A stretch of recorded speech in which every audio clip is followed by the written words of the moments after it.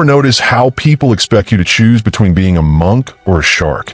In a world that constantly says be nice, but dominate, the Stoics would probably just sip their water, raise an eyebrow, and say, why not both? Because here's the truth. Being humble doesn't mean being weak. And being ruthless doesn't mean being cruel. It's not about choosing light or dark. It's about mastering both without losing yourself. So if you've ever felt like being too kind got you overlooked, or being too assertive made you feel like a villain, this video will flip that mindset completely. Before we dive deep, don't forget to like and subscribe to support the channel and help our journey grow. And make sure to watch till the end, because you'll walk away with something powerful. Number 1, redefining humility and ruthlessness. Humility isn't about shrinking. It's about knowing your worth without needing to broadcast it. The Stoics believed in acting, not boasting. Marcus Aurelius, one of the most powerful men in history, wrote about reminding himself daily that he's just a man. That's humility, not insecurity, but quiet strength. Now let's talk ruthlessness. Most people hear that word and think of cold CEOs or angry villains. But true ruthlessness isn't about hurting others. It's about cutting out the unnecessary. It's the ability to make hard decisions when comfort tries to hold you back.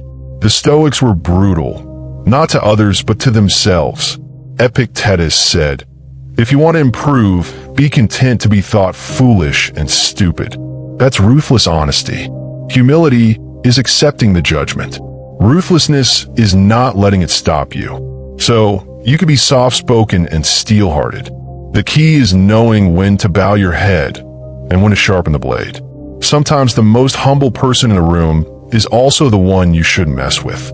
Number 2, the Stoic duality, control, and indifference.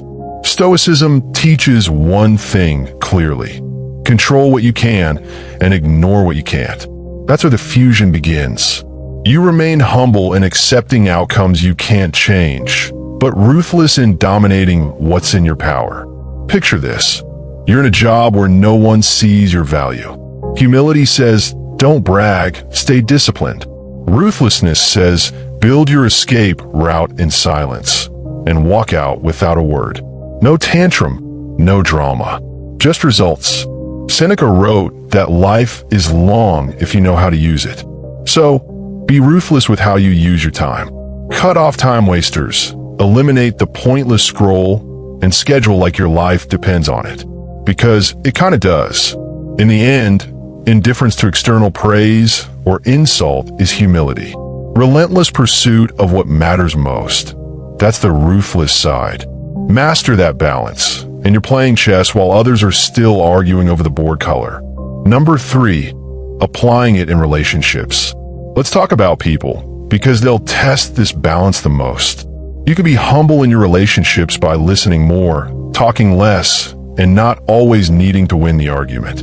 But being ruthless means you don't let people walk all over your silence. You draw boundaries with a calm tone, not raised voices. When someone disrespects you repeatedly, humility doesn't mean staying quiet forever. Ruthlessness means walking away without needing to prove your point. Stoicism isn't about being a doormat. It's about being the ground others can't shake. Your peace isn't passive. It's earned, protected, and yes, sometimes enforced. Humor check. Just because you meditate daily doesn't mean you should tolerate Becky from HR's 5th fake emergency. Even Marcus would have hit do not disturb. Number 4, ruthless with discipline, humble with success. Here's where the magic happens. Ruthlessness fuels your work ethic, and humility keeps your ego from exploding once it pays off. You work in silence. You bleed in private. Then when results come in, you smile, nod, and get back to work. Most people flop here. They either burn out chasing goals with no self-reflection, or they achieve one thing and think they're done. The Stoic path says, stay a student no matter how many trophies you earn. Ruthlessness is waking up before the excuses. It's saying no to distractions like a Spartan dodging arrows. Humility is knowing that no matter how productive you are, you're still human, and sometimes you just need a nap and a banana. As you rise, stay grounded. Let your work echo louder than your voice. Remember, it's not about proving you're better. It's about becoming better quietly. Number 5, the legacy of the balanced warrior. History remembers those who were feared for their power, but respected for their principles. Think Marcus Aurelius, Nelson Mandela, even Kobe Bryant. Ruthless in discipline, humble in spirit. You want to be that person who doesn't need to say, "Trust me," because their actions already convince you. That's the Stoic edge.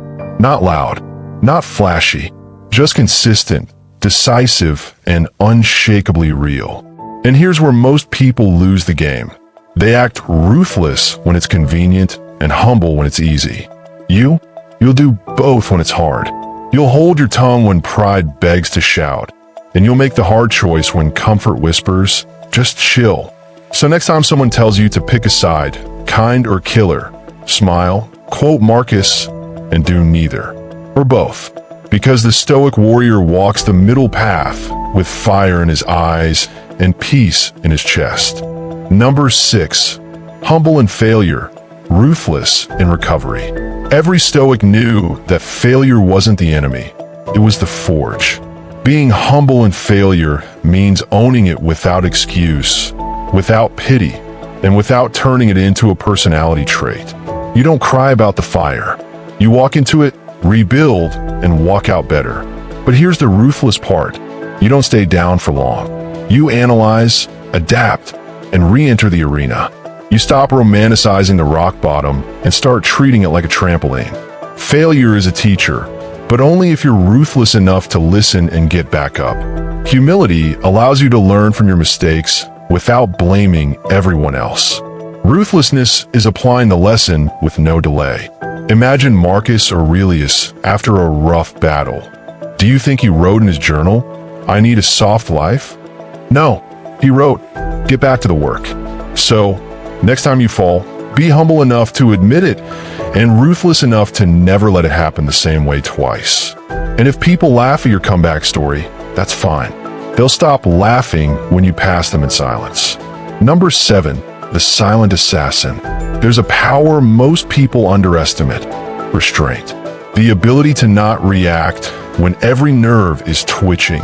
That's the Stoic assassin's move. Humble enough to keep quiet.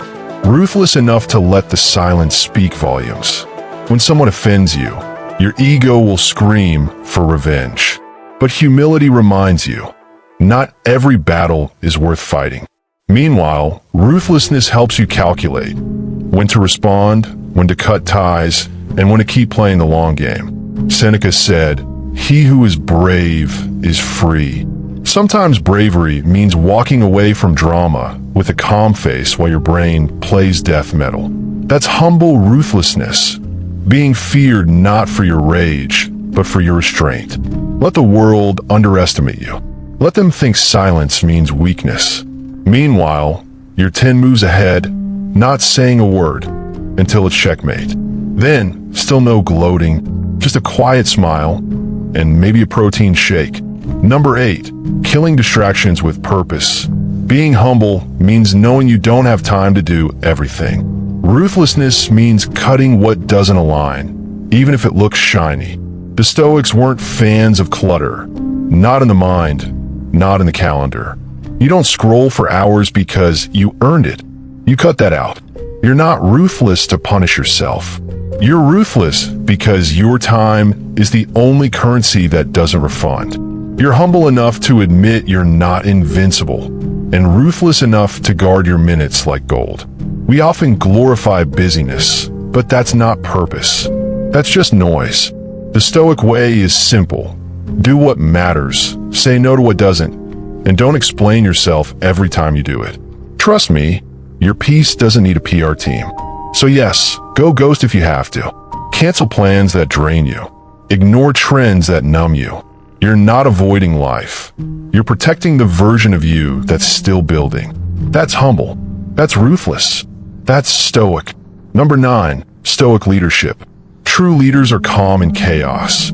Not because they lack fear, but because they train themselves to act without panic. Humility is not needing to bark orders. Ruthlessness is making decisions that no one else wants to carry.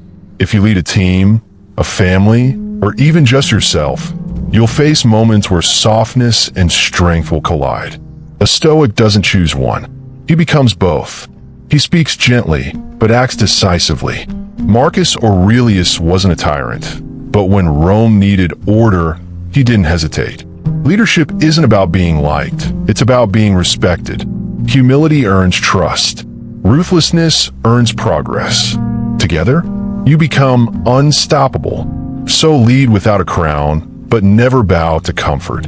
Guide others not through fear, but through unshakable purpose. And if someone says you're too intense, just thank them with a calm voice and continue building your empire. Number 10, being humble with others, ruthless with yourself. This is the hardest combo of all, being soft toward others and savage toward your own excuses. Stoicism teaches compassion, but not coddling. You forgive others quickly, but when it comes to your own potential, you don't tolerate mediocrity. When someone messes up, you give grace. But when you mess up, you audit yourself like a Stoic accountant with no chill. You look in the mirror and say, that wasn't good enough, and we're fixing it. That's internal ruthlessness.